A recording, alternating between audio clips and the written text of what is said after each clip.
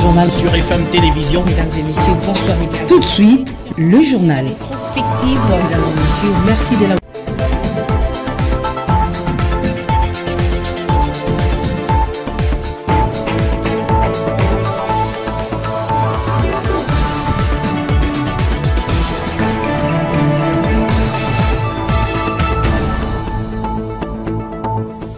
Merci de continuer à nous regarder sur notre chaîne YouTube. Merci de votre large fidélité au programme de la Fondation Wallowa Télévision. On vous retrouve dans le cadre de cette grande édition du journal. Encore une fois de plus, bienvenue si vous nous rejoignez. On va commencer par l'actualité. Il n'y a plus de réfugiés rwandais au Congo que les Congolais au Rwanda. C'est ce qui a été dit par le porte-parole du gouvernement congolais. Je cite Patrick Muyaya lors d'un briefing organisé hier mercredi 11 janvier. On va l'écouter tout de suite au micro d'Annie Akoli. Regardez. Mais il y a des points que nous devons rappeler.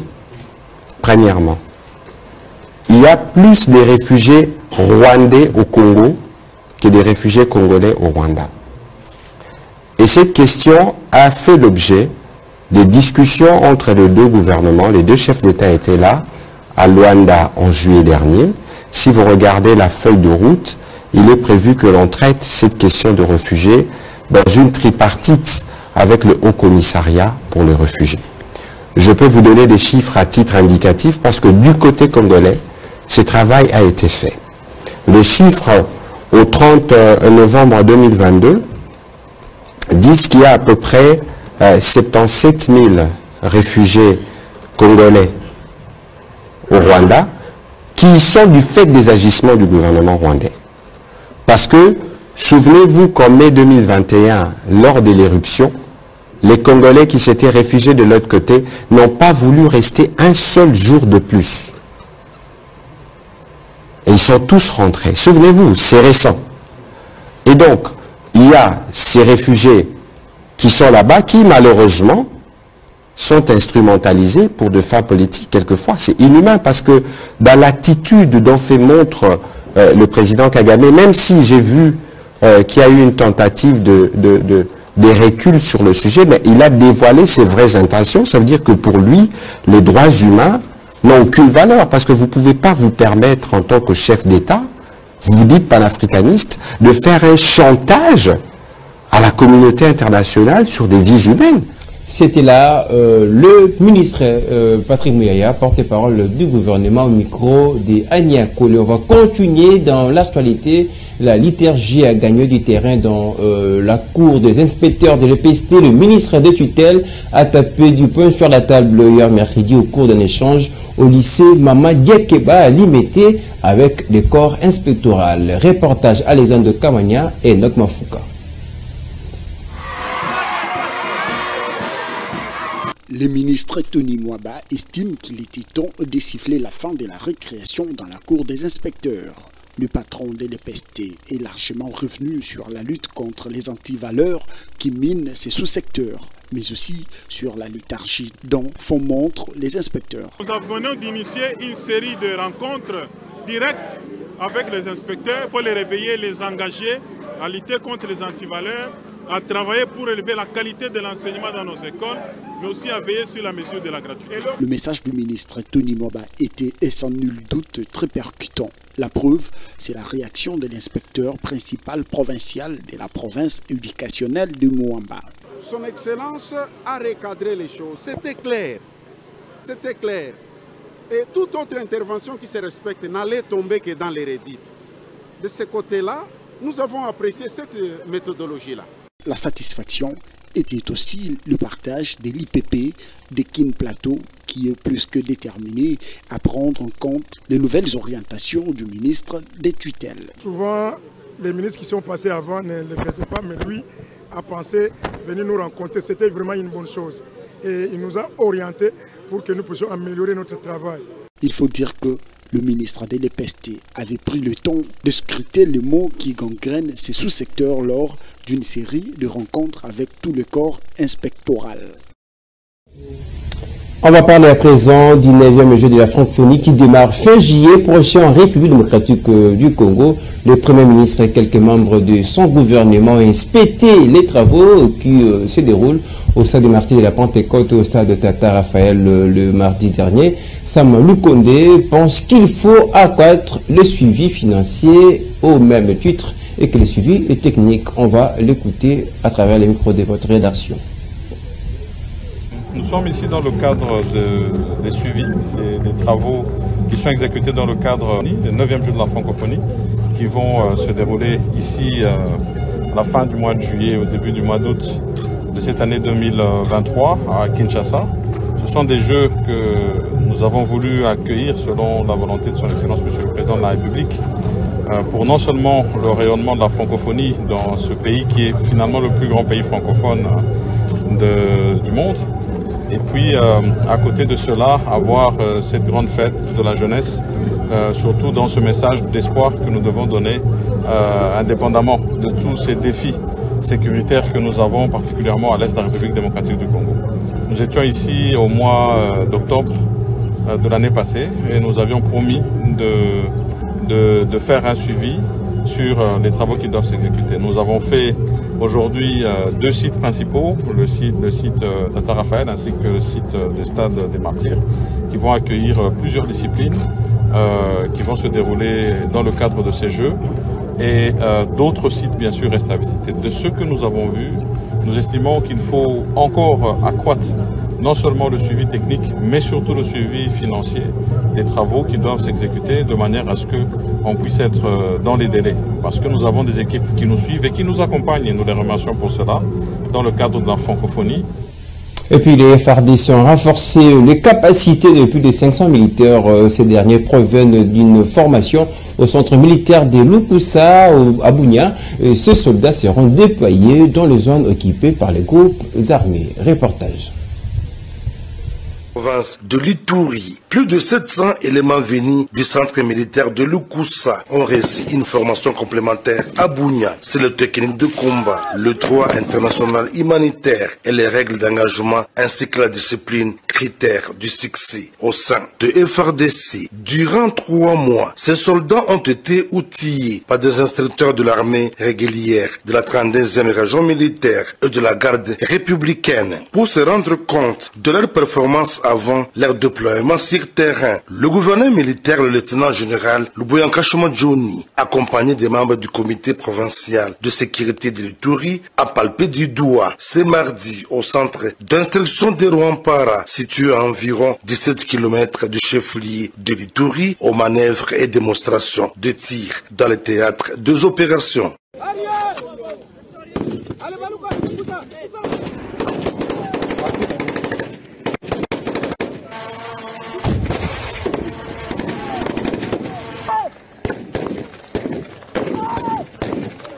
Occasion pour le commandant des opérations militaires en Ituri, le lieutenant général Luboyanka Johnny, de rappeler aux groupes armés réfractaires au respect de leur acte d'engagement des processus de paix. Dans les cas contraires, ils seront mis hors d'état de nuire, prévient l'autorité provinciale. Que ce soit les groupes armés locaux ou étrangers, les gens ont signé des actes d'engagement.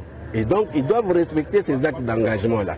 Si vous ne respectez pas les actes d'engagement, bon, on va vous engager, nous allons vous neutraliser. Hier à Drodro ou avant-hier à Drodro, vous avez vu que ceux-là qui sont venus, qui n'ont pas respecté les actes d'engagement, mais on les a traités comme tels. Et nous avons perdu des civils pour rien parce que les gens veulent jouer à la provocation. Tantôt c'est elle qui provoque ici, tantôt c'est l'autre qui provoque là-bas. Mais à quoi ça sert ce jeu-là? Non, abstenons-nous. Hein? Il faut avoir l'amour pour notre province. Je le répète encore, il faut avoir l'amour pour notre province et l'amour pour la population. Ça ne sert à rien de jouer au Rambo ici, parce qu'à la fin, ce sont les civils qui tombent sur le champ. Parce que les militaires, vous le savez bien, ils savent comment... Ils avaient tué un homme d'affaires chinois le 31 décembre dernier dans la province de Lualaba. 3 criminels chinois et un Congolais ont été arrêtés lundi avec une très grande somme d'argent et leurs armes avant d'être présentés à l'autorité provinciale. On écoute tour à tour le commandant de la 22e région militaire, le général-major Smith Juchanga, et la gouverneure du Lualaba, Fifi Masuka, je citais. C'est la sécurité des personnes et de leurs biens qui nous préoccupe. Parce que la paix est notre cheval de bataille. Mais nous savons aussi que cela constitue la priorité majeure de l'autorité provinciale du Lualaba, son Excellence, Madame Fifi Masuka. Excellence, grâce à la vigilance et la lucidité en renseignement de nos services de renseignement ont mis la main sur les bourreaux criminels et leurs armes létales, 4 pistolets au total que vous voyez là-bas, récupérés entre les mains de ces présumés criminels. Les investigations se poursuivent pour remonter la filière et de démanteler les réseaux. Je ne pensais pas aujourd'hui pouvoir me mettre pour parler de la mort. Hélas, Dieu l'a permis, mais Dieu vous a donné la force de pouvoir aller les dénicher là où ils étaient partis. Au Lualaba, nous vous donnons tout. Nous vous donnons le travail. Vous venez travailler, vous êtes dans nos mines, vous êtes dans nos infrastructures, vous êtes dans tout ce que nous pouvons avoir comme affaire dans cette province. Mais voilà ce que vous avez montré. Vous avez tué un de vôtres. Au nom de la population de Lualaba, général, avec toute votre équipe, nous vous disons sincèrement merci du fond du cœur, car nous savons que vous êtes dehors en train de patrouiller pour que nous puissions dormir. On revient à présent dans l'actualité. Les marchés Mayanossé se trouvant dans la commune de Bangoulou, au quartier résidentiel en ville de Béni, précisément dans le nord Kivu, a été incendié dans la nuit de mercredi 11 à jeudi 12 janvier. On trouve tout de suite la belle voix d'Aniakole qui signe et ses commentaires. Selon le témoin qui s'est confié à un média local, l'origine de cet incendie n'est pas encore connue. Il précise que plusieurs biens des commerçants ont été réduits en cendres. Le feu s'est déclaré dans le marché vers 1 h du matin. C'était déjà tard car il venait d'embrasser plusieurs dépôts et kiosques, voire le marchandise des commerçants. C'est vraiment catastrophique car tous les biens sont maintenant en poussière. C'est le deuxième marché qui ravitaille la ville territoire des Béni en vivres et non-vivres. Là, c'est la famine qui entre, a regretté Janine Mouyonga, une commerçante qui a perdu toutes ses marchandises lors de cet incendie. Suite à cet incendie, des altercations ont été signalées entre les éléments de sécurité et quelques victimes qui n'ont pas supporté ces drames. Plusieurs coups de feu ont été tirés par les forces de l'ordre pour disperser les manifestants en colère. Ces marchés rendus en poussière était considéré comme le deuxième après celui des Kilokwa. Plusieurs activités y sont paralysées à la suite de cet incendie. Des images à retrouver en intégralité sur notre chaîne YouTube. Tapez Fondation Maloa Télévision. On va s'y rendre cette fois-ci à Chikapa, dans la province du Kasaï, où un pont s'est effondré avec un véhicule Ben qui avait à son bord plusieurs personnes qui seraient toutes décédées. Il s'agit du pont Levoie jeté sur la rivière qui porte le même nom. Reportage signé Alexandre Kamania. Selon le témoin oculaire du drame, c'est le débordement du tonnage d'un véhicule BEM de la société Bastard du député Laurent Batoumona, actuel directeur général de la Direction générale des recettes publiques, qui a causé cet incident. Il y avait à son bord 100 sacs de ciment, barres de fer, un chauffeur, une administratrice de l'heure de santé de Njinji, 2 enfants, 2 convoyeurs et quelques produits pharmaceutiques. D'après le chef de secteur des Kapende, toutes ces personnes sont mortes étant donné que le pont a été jeté sur une chute et déplore tout de même les comportements des agents de service de sécurité qui se livrent à la corruption. Il faut signaler que ce pont réunissait la nationale numéro 1 qui mène vers Kinshasa. Et puis 2023 commence avec une mauvaise nouvelle. Le Maniema, une maladie inconnue qui sévit dans la zone de santé de Punya, dont les territoires portant le même nom touchent évidemment les enfants de moins de 5 ans. Agnako nous en parle à travers cet élément. Dans une interview à la presse locale le mercredi, le docteur Nassor Lumangamanga, médecin directeur de l'hôpital général des références du Punya, qui confirme cette information, dit avoir déjà recensé 5 cas dont un mort. La même source ajoute que cette maladie s'apparente à la rougeole et risque d'aggraver la situation de la prise en charge sanitaire dans la région. Ces enfants présentent le même signe que la rougeole, mais les boutons attaquent tout le corps, a-t-il expliqué. Dans la foulée, il annonce que les échantillons prélevés sont déjà envoyés à l'Institut national des recherches biomédicales pour y être examinés de manière approfondie. Pour rappel, la zone de santé de Tunda en territoire de Kibombo, une maladie du même genre avait causé de morts chez les enfants du même âge. La province du Maniema est considérée comme l'épicentre de plusieurs maladies, notamment la rougeole. On va parler société à présent. Dans ce journal, le franc congolais continue à perdre sa valeur face au dollar américain. Les Quinois se sont réveillés sur l'atmosphère de la dépréciation de la monnaie nationale face à cette devise étrangère, comme l'affiche plusieurs tableaux de maisons et places d'échange. $1 depuis l'équivalent de 2000 francs congolais. C'était un reportage de Divine Siala et Bénédicte Kapende. Plus aucun tableau n'affiche 2000 francs comme équivalent de $1 américain. Cette situation qui dure depuis plusieurs semaines à Kinshasa prend de plus en plus de proportions inquiétantes. Aujourd'hui, le dollar américain se négocie entre 2100 francs et 2200, non sans conséquence sur le prix de la majorité de produits souvent négociés en dollars, ce qui inquiète la population. On va au pire, quelquefois le prix augmente. Un paquet à 1500 et lorsqu'on augmente le prix à 150, on nous arrête. Le taux est actuellement 21 000 francs. Jusqu'où nous allons avec ça? Pour juguler cette réalité qui risque d'asphyxier le panier de la ménagère, les Quinois crient vers les autorités compétentes. On n'arrive plus à comprendre. Le taux se déprécie. Jusqu'où, monsieur le président? Essayez un peu de comprendre notre peine. Au demeurant, le caractère extraverti de l'économie congolaise est la première cause de l'instabilité du franc congolais. Plusieurs économistes n'ont cessé d'appeler à la production locale pour taire ces phénomènes. Du sport, avant de terminer complètement ce journal, les léopards à prime de la République démocratique du Congo séjournent depuis ce mercredi à Annaba, en Algérie, pour participer à la 7e édition du championnat d'Afrique des Nations. Face à un accueil chaleureux, le fauve congolais sont déterminés à ramener la 3e étoile. Reportage.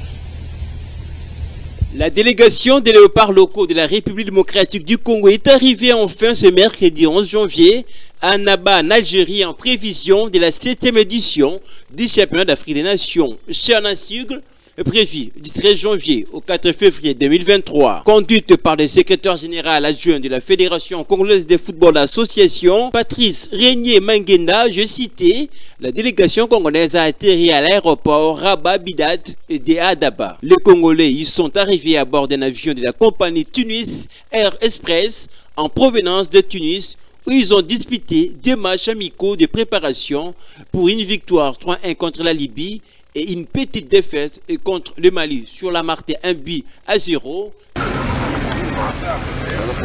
Le peuple algérien nous a réservé un accueil chaleureux. En tant qu'équipe nationale de la République démocratique du Congo, nous venons en conquérant. C'est tout à fait normal. Et on a gagné 2 fois le CHAN. Il est tout à fait clair que nous venons en conquérant pour une 3e étoile. Donc les ambitions sont claires. Après, le foot reste ce qu'il est. Hein. Entre ce qu'on prévoit et ce qui arrive, il peut y avoir un décalage. Mais l'effort est que nous puissions être non loin de nos objectifs. La RDC entre en lice ce samedi 14 janvier face à l'Ouganda. Au stade du 19 mai 1956 à Annaba, la rencontre prévue à 17h, heure de Kinshasa. La RDC est placée dans le groupe B avec la Côte d'Ivoire, le Sénégal et l'Ouganda. Et sachez que la dernière édition disputée au Cameroun avait été remportée par le Maroc. En parlant du championnat d'Afrique des Nations, sachez que le coup d'envoi sera lancé demain vendredi avec en ouverture la rencontre entre l'Algérie, pays hôte, face à l'Ouganda. et la RDC, conduite par le technicien Otis Goma, entreront en lice le samedi contre l'Ouganda à 17h heure de Kinshasa. La 7e édition du championnat d'Afrique des Nations est à suivre en intégralité sur la Fondation Maloroa Télévision, mais également sur notre chaîne YouTube. Allez, c'est la fin de ce journal. À tous, merci de l'avoir suivi. Ania Kole qui nous a aidé à préparer cette édition. On vous souhaite une très bonne soirée en regardant FM Télévision avec le même plaisir.